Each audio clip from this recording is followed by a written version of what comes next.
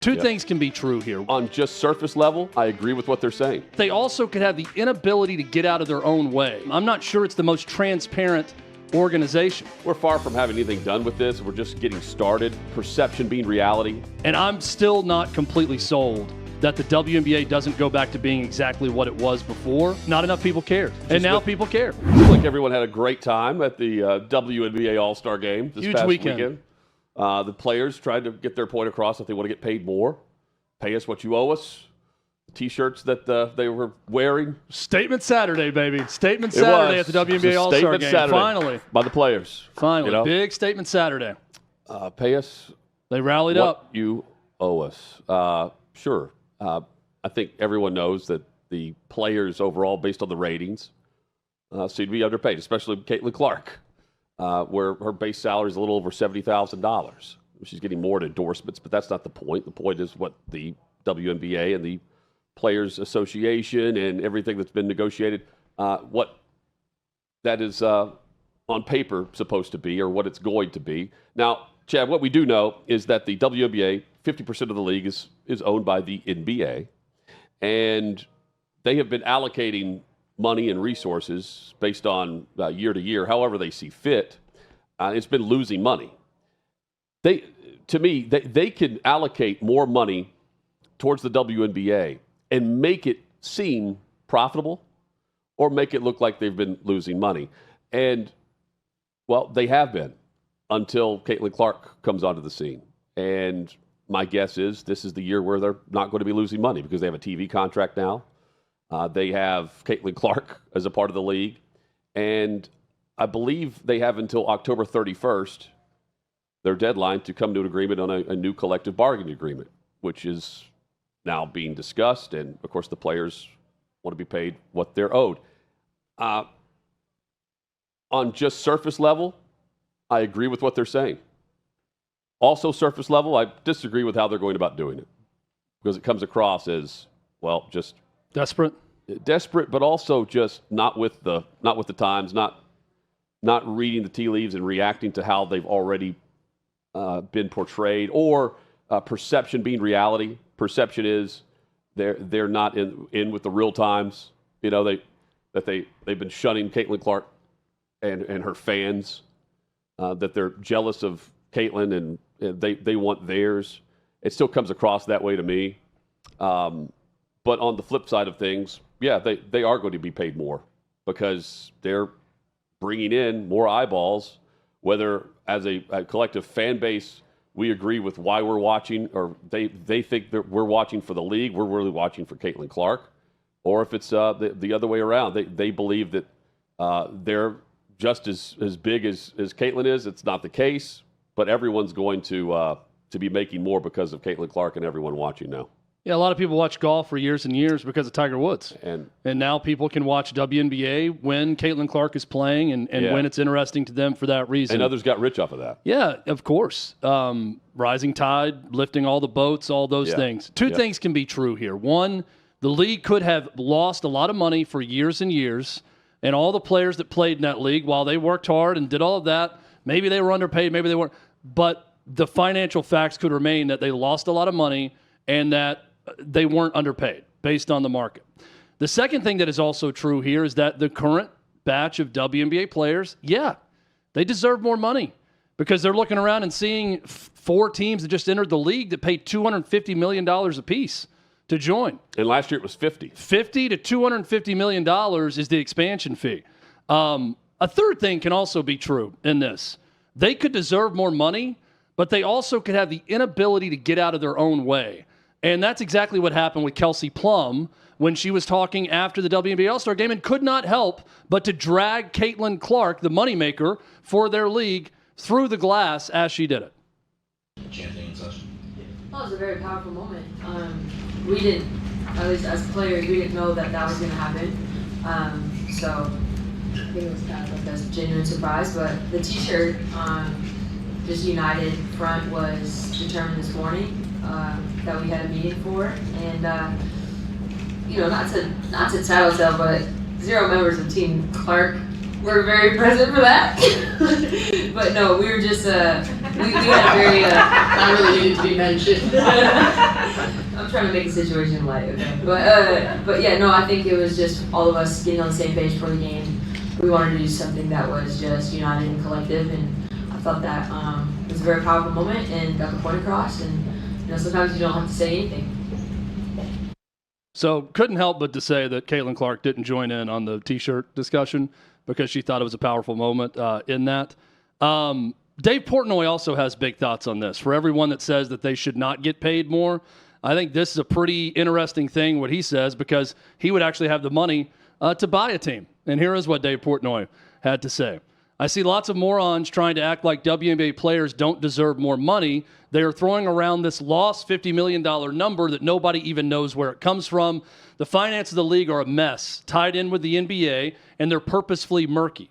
The owners don't want to say how the league is doing because then you got to pay more going into the bargaining agreement. The league is exploding. Franchise values are exploding, which we just talked about. Ticket sales, merch, TV rights, all exploding. The players have an opt-out in their CBA. Of course, they took it. It's all about leverage and renegotiations, and for the first time in history of league, players have power. The players make virtually nothing while the entire league explodes. Of course, they deserve more money. Just the values of the team pay for it with all the other stuff. If somebody told me I could buy a Boston team for $250 million, I would do it without blinking. That's all you got to know about the WNBA finances. And it's the NBA owners who are buying into the WNBA organizations now, right? Yeah. So, like, they're jumping from $50 million to $250 million as the franchise fee. Well, that in turn raises that will raise the bar for the outside company or outside ownership that wants to jump in. Now it's 250. It'll be 300, 500 million the next time they want to do this. And the NBA ownership, they're going to be able to sell off whatever they want to, and they do it based on Caitlin Clark being in the league and the TV contracts that are available. Well, I see a lot of people that spend a lot of time talking about Caitlin Clark and stressing over everything that happens in the WNBA and everything that happens to Caitlin Clark, now trying to argue that they don't deserve more money. They do deserve more money. They're making more money now as they move forward. So I have no problem with the league's players wanting more money when I think Dave Portnoy's right that the league, because of the expansion rights, because of everything else, is starting to take off. Now, this is where you get the two sides of everything. Yep. We talk about it with Lamar Jackson and NFL owners all the time. Of course the NBA owners want the finances to be murky. Yes. Of course they want talking heads to put out there that the league loses $50 million every year and all this. Why? They don't want to pay the players because they want that league to turn a gigantic profit for them now. And I'll also say this. I'm not sure that those NBA owners paid the full $250 million because they feel like they need to get paid back now at some point for those that have helped fund the WNBA before. So I don't know what the league makes or doesn't make. I'm not there inside the books all the time. I'm not sure it's the most transparent organization. So again, I've got no problem with the WNBA players now seeing more media members covering them, seeing more shows like ours and others talk about them all the time, seeing television numbers go higher than some mainstream sports, mainstream male sports, mind you. Some games Caitlin Clark is in doing better than those. Of course, they should try to get paid. Of course. And I've got no problem with it. Hats off to them for making an attempt to get more money. Is it the right way, Hutton, like you brought up? Probably not. And I don't know that it's going to do anything for them. But the fact that they want more money, I'm not going to sit here and act like it's some embarrassment that they want to get paid more when they see these numbers. Yeah, so they met, the Players Association in the league met in person on Thursday. And roughly 40 players attended. And according to those in the room or sources in the room, this is through Front Office Sports, that when asked if any progress was made, the answer was no. So they remain far apart. They've already turned down one offer, and that the first roughly hour of this meeting was more or less a meet and greet, like get to know you type thing. So we're far from having anything done with this. We're just getting started on the positioning and how players are going to react to this. But keep in mind, they've never been through anything like this before. No. They've never had any leverage. The players have just taken what they could get. They've never had the leverage. Yeah. Now not enough people cared. And the leverage and now people care. And who's the leverage? Caitlin Clark. Caitlin Clark. Because if you're going to have a work stoppage, You've got her on your side. And you have all this money coming in, the billions. What was it, a $2 billion deal over the course of this new NBA TV contract? Yeah. If you're going to go back to the negotiating table, which they can after year 3 of the new TV deal with the NBA, you're not going to want the WNBA players sitting on the baseline waiting on their new deal. You're going to want them playing. You're going to want them on television giving you what you paid for as a rights holder. That's the leverage that they have.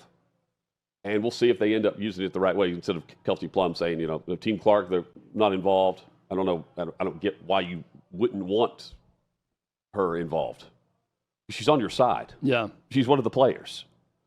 Are they going to really treat her like she's one of the owners here? It's not like she's the NFLPA executive director. Yeah, it's not like she's not attending their meeting because she's having drinks with Adam Silver, like conspiring against the rest of the league. It's almost like they didn't. Like, how can we get you paid, Caitlin, and nobody else? As they twitch their mustaches, in an evil way together. Yeah. Like, I just think that she's probably like, no, I'm good. It's in my hometown. I'm not playing in the game. I'm not going to have this meeting. But there's no reason to drag her because she did not attend. I'll also say one thing I disagree with Dave Portnoy on. Now, I don't have $250 million to spend. He does.